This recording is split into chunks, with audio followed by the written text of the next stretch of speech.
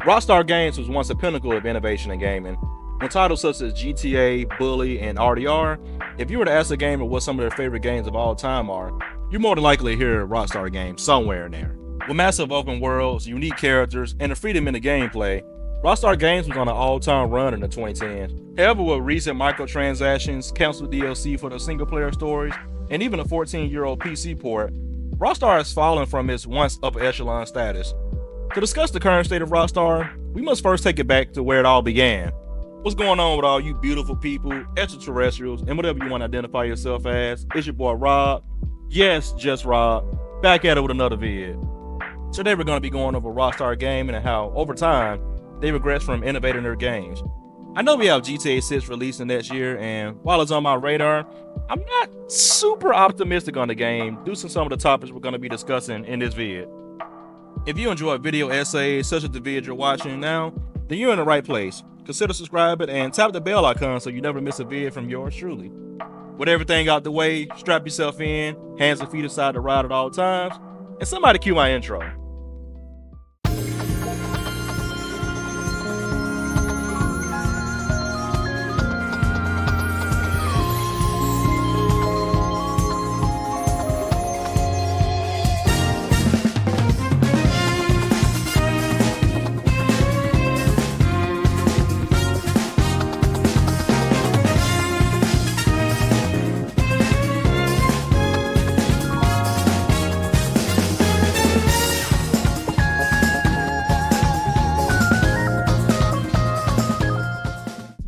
Rockstar Games was founded in 1998 as a child company of Take-Two Interactive, also known as 2K. Known for their ambition to push gaming boundaries, they've established Rockstar with a vision to make games that felt like immersive cinematic experiences. The breakout title was Grand Theft Auto 3, which introduced an open-world format that allowed players freedom in a 3D city. This game revolutionized the industry and cemented Rockstar's reputation for pushing the envelope. The GTA series continued to grow, with each entry becoming a massive cultural and commercial hit, often sparking controversy due to its mature content. People have been saying for months now that teens are running around the city and carjacking people like it's a video game. But now local lawmakers are doubling down on that idea, saying that video game should be banned. Philanthropist Early Walker says violent video games like Grand Theft Auto could be influencing their young minds. There are instances in the game where an individual pulls up to a car, bumps the car, taps the car, gets out, pulls the individual out of the car, carjacks the car, pulls off. Rockstar continued its success with titles like Red Dead Redemption and its sequel, Red Dead Redemption 2, which brought a similar open-world experience to a Western setting and received critical acclaim for its storytelling and realism. Other major games include Max Payne, LA Noire, and Bully, each of which showcased Rockstar's commitment to a higher production quality and narrative depth. Over the years, Rockstar Games has become synonymous with premium open-world gaming, often challenging industry norms with its detailed worlds and mature storytelling, making it one of the most influential gaming companies of all time. My favorite game of their time lineup has to be Red Dead Redemption 2. I was already a huge fan of the first game as a big Western fan. Being able to go on these different adventures as John Marston, a former outlaw who's trying to right his wrongs to society, gave a better sense of maturity in Rockstar's story, which is something we didn't get much of in the GTA series. And that ending, oh man, that ending.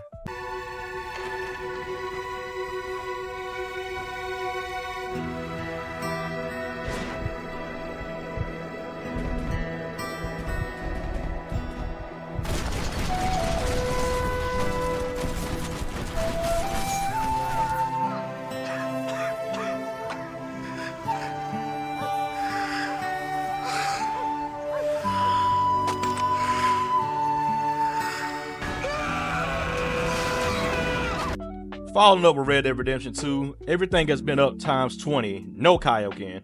We're now following the events of Marston's former Vanderlyn game, but this time through the eyes of a brand new protagonist, Arthur Morgan. RDR 2 just may have been the best written story in all of gaming, and I played a lot of greatly written games. Another personal favorite of mine was the criminally underrated LA Noire. With its facial animation tech, this game was way ahead of its time and aged like fine wine. For those that haven't played LA Noire, it's based in the 1940s LA where you play as Cole Phillips, a war hero turned detective who goes around solving mysteries and interrogating witnesses and potential suspects. What made this game different from any game Rockstar had in its lineup at this time but instead of going around causing mayhem in an open world setting, you play more as the good guy. But what really separates this game was the interrogations. These are some of the best facial animations I've ever seen in the game to this day, and Rockstar was cooking this shit up back in 2011. Now, the dialogue options could have been a bit better for the interrogations, but this was still something that has yet to be replicated in gaming. As I mentioned earlier, we also got the Max Payne series, which offer players the ability to use bullet time, which slowed down time, allowing players to pull off stylish kills, and the fan favorite Bully, which took the foundation of the GTA series and turned into more of a boarding school setting. Bully was definitely one of those you had to be there type of games.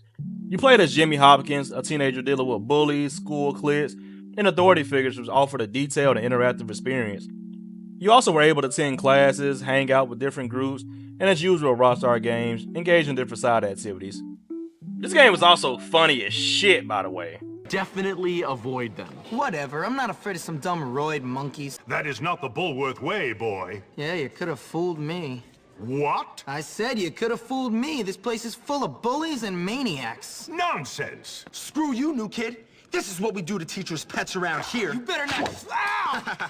Come here, you little. Yeah, come and get me. Because you know what happens to liars? No, I'm not lying. We kick them in the balls. But I'm too scared to go to my locker. Do I look like a librarian? $2. Are you crazy? Make it 5. No. $2? Great. $5. Now that we got the good out the way, we have to go with the bad. Let's be clear, GTA is an all-time classic franchise in gaming, and it's one of the most influential, especially in this generation. But what they've been doing this 5th installment has been absolutely disgusting. With the price of shark cards and the grifting that goes on with the game, I wonder how it's even held up at this point. If it wasn't for roleplay, this game would have been dead in the waters by now. When GTA 5 released back in 2013, I was just entering high school. Since then, there's been a PC port and 2 next-gen remasters, and the game still hasn't been losing steam. With each update, it seems the same. Here's a couple of new missions you could do, here's some new cars, here's some new apartments, and here's some new weapons. But I'm gonna need your entire paycheck for you to enjoy it. I think GTA 4 was even a better game than 5. Nico Bella was a way better written character than any of the main protagonists in 5, and I've also liked the physics engine that was implemented in 4 a lot better. I can't really blame Rockstar on keep dropping mediocre updates. If people are gonna buy it, then ultimately why not keep milking the cow? What I can blame them for, however, is the lack of innovation with these updates. Remember they dropped DLC where Franklin was some sort of big business mogul? I'm sorry, I don't play the game that much to go into detail. But I've heard people actually really enjoy that pretty well. Why not drop something similar with Michael or Trevor, or even both? It would help make players feel more attached to the DLC a lot more than what they be putting out currently. As a matter of fact, since we're on the 3 of them, where in the hell is the single player DLC? Seriously, people forget that not just GTA, but Rockstar in general has some of the best single player DLCs in all of gaming. Undead Nightmare increased the longevity of the original RDR by adding a whole new element with the enemies now being zombies, and even had a pretty fleshed out story. No pun intended. Well, maybe just a little bit. And you have the Lost and Damned and Battle of Gay Tony DLCs from GTA 4, which also gave us new stories and even 2 different vibes. One being a biker game Brotherhood and the other a lavish nightlife. I would have loved something for RDR 2, especially how smooth the gunplay is for that game and how great the story was overall. Hell, they could have gave me Undead Nightmare 2 and I would have been satisfied with that. There's also not to mention the total failure that was RDR Online. There wasn't nearly enough updates to keep that mode afloat, and with the insane grinding you have to do just to buy some of the items, it made the game feel very much pay to play. Rockstar was once a studio to deliver big on innovation and offer players something that we all could look forward to when they were announcing something new. Nowadays, even with GTA 6 releasing next year, which I think would be a good game, I can't help but to feel like it would be more of the same from them. I think GTA is the fast food of gaming. There's a lot of things they do good in the game, some even pretty well, but there's nothing that really makes them stand out. Wait, before you exit the video or leave a distasteful comment, because we know that gamers nowadays are a little bit too emotionally invested in these games, just hear what I have to say first. With God of War, you know you're going to be getting a cinematic story with a guy that gives you a power fantasy. Overwatch, hey, it's ass, but at least they're going to give you unique characters with their own abilities and playstyles and put you up against other players to achieve victory.